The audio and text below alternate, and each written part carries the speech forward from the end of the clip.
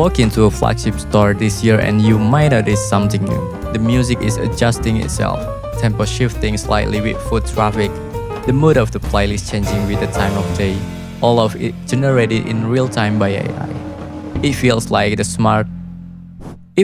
smartest retail upgrade in years, and in a lot of ways it is. But ask the system what its actual job is. And the honest answer is something like maximize mood and dwell time. Now sound like this specific brand. Those are not automatically the same goal. And that gap is worth understanding before you deploy one.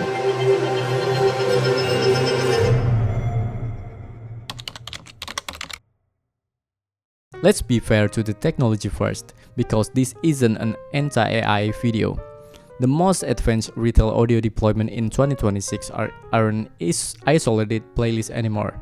They're connected to lighting control, digital signage, and real-time foot traffic data, and working together to create store environments that actually respond what's happening right now. That's a real capability. A boutique that feels different at a quiet Tuesday morning than a packed Saturday afternoon, without a single person manually changing a single track, is a genuinely better experience than a static loop repeating on an 8-hour cycle. The in-store audio market reflects this shift. Retailers are moving away from background filler and treating sound as a real intentional part of physical brand experience, the same seriousness that long gone into visual merchandising. So the technology itself deserves credit. The question is what is actually being asked to optimize for. Think about a sneaker boutique using this kind of system. Foot traffic spikes at launch. The AI shifts to something higher energy. It quiets down for the slower late afternoon browser.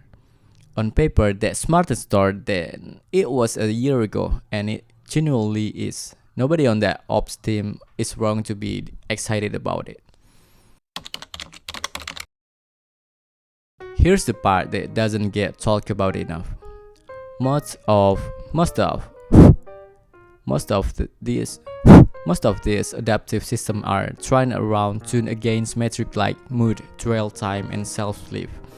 Reasonable things to optimize for if you're a retail operation team. But none of these metrics are. Does this sound like us specifically? A system can hit every one of those targets perfectly while producing something that would fit just as comfortably in a competitor's stores. Running the exact same vendor's soundscape engine tuned against very similar foot traffic patterns. And here's where it gets ironic. Two unrelated brands using the same AI soundscape platform, optimizing for similar mood and dwell time goals, can genuinely start converging towards similar sounding adaptive playlists.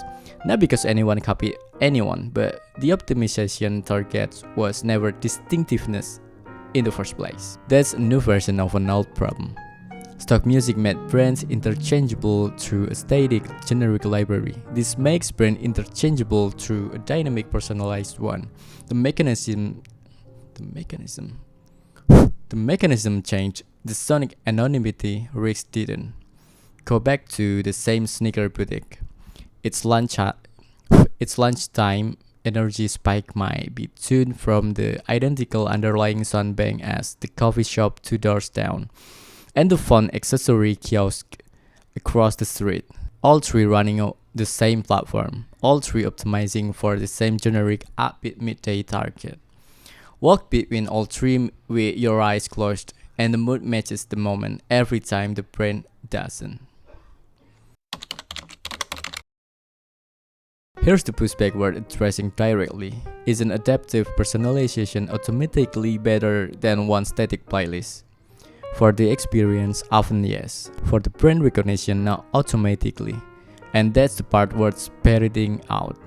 Personalization adjusts proportion and timing, tempo here, energy there, based on what's happening in the room right now. But if the underlying sonic material system is pulling from what's never built from your brand's own identity to begin with, adjusting the timing of generic materials just produce very precisely timed generic materials. Think of it like a recipe.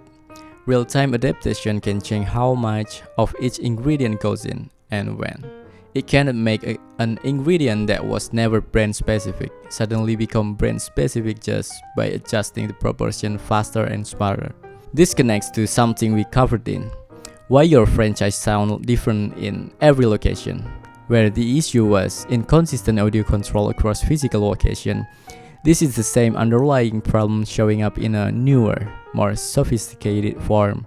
It's not a control problem anymore, it's a source material problem. We're wearing a much smarter engine. At the Multi-Music, this is where we actually plug in for clients building this system. Not fighting the AI adaptation layer, but making sure the motif library and sonic material is pulling from was built from the brand's own identity in the first place. So personalization stays on brand, instead of just generically pleasant. So here's the real distinction worth carrying out this video. Adaptive retail audio is genuinely powerful tool. But brand distinctiveness was never something it produced automatically. It has to be engineered into the source material the system draws from, deliberately, before any real-time adaptation happens on top of it. If your store already runs one of the smartest audio systems, it's worth a real question. Is it pulling from a motif library that's actually yours or from generic mood presets shared across every other client on the same platform? Let's build the material worth adapting in the first place, not just system doing the adapting.